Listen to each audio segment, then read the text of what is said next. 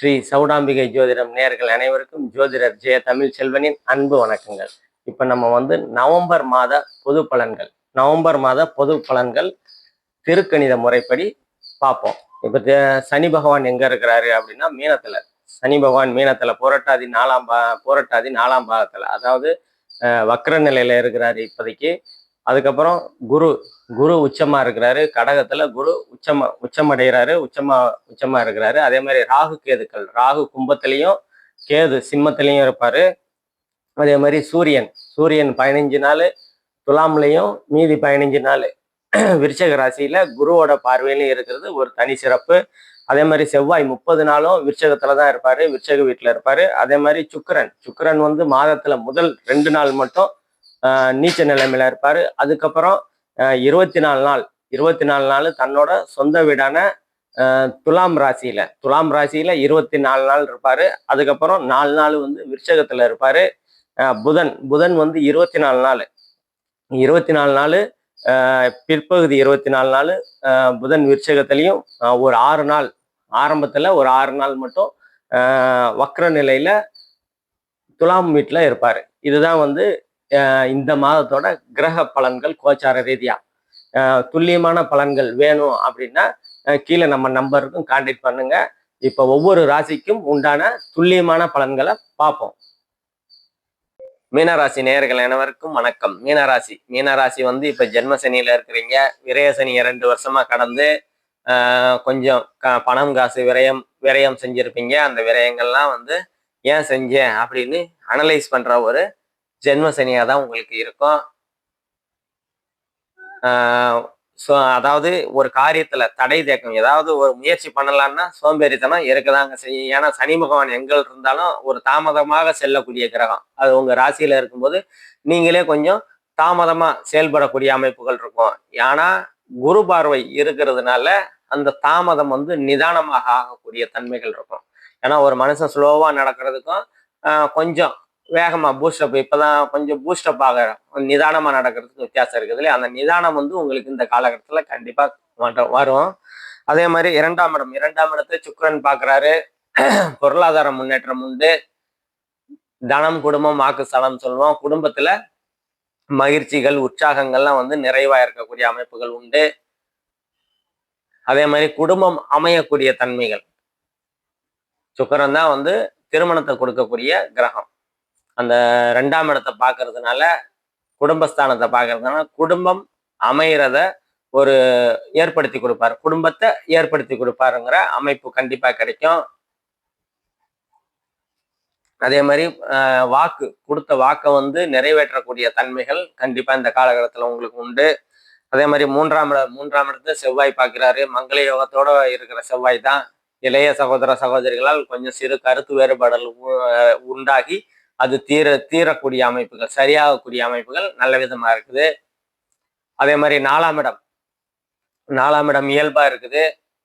எந்த ஒரு பாவ தொடர்பு இல்லாம இயல்பா இருக்கிறதுனால தாய் வழி உறவுகளால அனுகூலங்கள் ஆதாயங்கள் இருக்கும். தாயால் அனுகூலங்கள் ஆதாயங்கள் நல்லபடியா இருக்கும். அதே மாதிரி தாய் வழி சொத்து கிடைக்கணும், இப்ப கொடுக்குறாங்க அப்ப கொடுக்குறாங்கன்னு சொல்லிக்கிட்டே இருப்பாங்க. அப்படின்னா இந்த காலகட்டத்துல அந்த தாய் வழி சொத்துக்கள்லாம் உங்க கைக்கு கிடைக்கக்கூடிய அமைப்புகள் கண்டிப்பா உண்டு. அதே மாதிரி உங்க ராசிக்கு 5ஆம் இடத்துல அதிர்ஷ்ட ஸ்தானம், நல்ல எண்ணம், நல்ல சிந்தனை, அதிர்ஷ்டம் செயல்படக்கூடிய அற்புதமான ஸ்தானம், பஞ்சமஸ்தானம்னு சொல்லுவான். அந்த 5ஆம் இடத்துல குரு பகவான் உங்க ராசியை பார்க்கறது ஒரு நல்ல தனி சிறப்பு. 5ஆம் இடம்லாம் ஒரு நல்ல கிரியேட்டிவ், அதாவது நல்ல எண்ணங்கள், நல்ல சிந்தனைகள் உருவாக்கி அதன் மூலியமா பொருளாதார முன்னேற்றம், அதன் மூலியமா உங்களுக்கு ஒரு கௌரவம், உங்களுக்கு ஒரு அங்கீகாரம் கிடைக்கக்கூடிய அமைப்புகள்லாம் கண்டிப்பா இந்த காலகட்டத்துல உண்டு. அதே மாதிரி குழந்தை இல்லாதவங்களுக்கு குழந்தை கண்டிப்பா கிடைக்கும். அதே மாதிரி குழந்தைகள் மூலியமா பெருமை அடைவீர்கள். குழந்தைய உங்களை புரிஞ்சுப்பாங்க, நீங்க குழந்தைய புரிஞ்சுப்பீங்க. அந்த மாதிரி அற்புதமான சூழல்கள்லாம் இந்த காலகட்டத்தில் உங்களுக்கு கண்டிப்பா உண்டு. அதே மாதிரி 6ஆம் இடத்துல கேது பகவான் இருக்கிறது ஒரு குறைதான். நல்ல வேலையா வேற பாவ தொடர்பு எதுவும் வாங்கல. அதனால கடன் தீரக்கூடிய அமைப்புகள் இருக்கும். அதே மாதிரி நோய் ஏதாவது இருந்ததுன்னா அதுவும் தீரக்கூடிய அமைப்புகள்லாம் வந்து கேது பகவான் கொடுப்பாரு. 6ஆம் இடத்துல இருக்கிற கேது இந்த அமைப்புகள்லாம் கண்டிப்பா கொடுப்பாரு. அதே மாதிரி 7ஆம் இடம், உங்க ராசிக்கு 7ஆம் இடத்தை சனி பகவான் பார்க்குறாரு.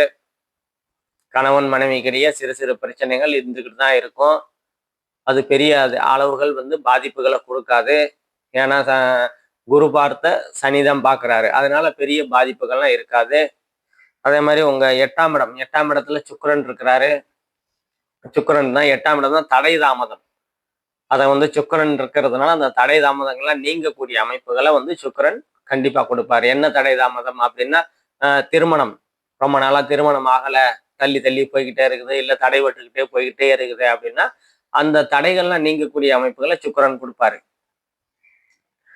அதே மாதிரி வீடு கட்டணும், வாகனம் வாங்கணும், அப்படி அந்த தடைகள்லாம் ஏதோ ஒரு தடைகளை கொடுத்துக்கிட்டே இருக்கிறதுலாம் இந்த தடைகள்லாம் நீங்கக்கூடிய அமைப்புகள்லாம் வந்து கண்டிப்பா சுக்கிரன் கொடுப்பாரு. அதே மாதிரி உங்களுக்கு 9ஆம் பாவத்துல செவ்வாய் இருக்குது. ஒரு குறைனாலும் அந்த செவ்வாய் வந்து மங்கள யோகத்தோட இருக்கிறதுனால தந்தையால் அனுகூலங்கள் ஆதாயங்கள் இருக்கும். தந்தை வழி உறவுகளால் சித்தப்பா பெரியப்பா மாறுங்க அவங்க மூலியமா உங்களுக்கு அனுகூலங்கள் ஆதாயங்கள்லாம் வந்து கண்டிப்பா இருக்கும்.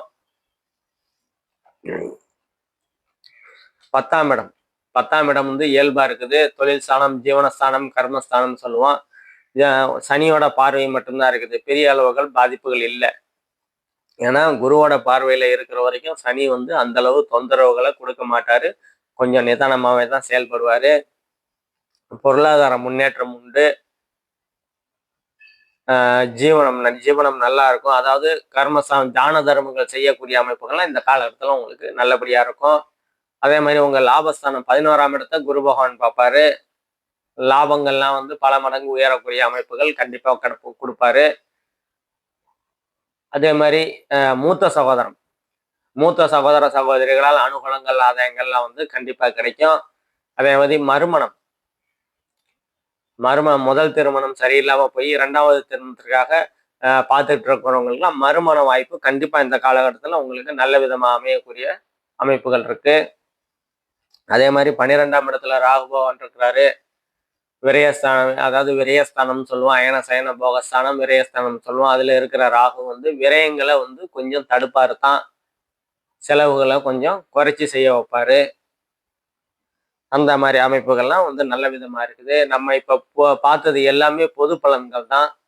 துல்லியமான பலன்கள் வேணும் அப்படின்னா தசாபுக்தி அதாவது உங்க ஜனன கால அடிப்படையில தசாபுக்தி வச்சு தான் துல்லியமான பலன்களை சொல்ல முடியும். கீழே நம்ம நம்பருக்கும் கான்டாக்ட் பண்ணிங்க. நன்றி, வணக்கம்.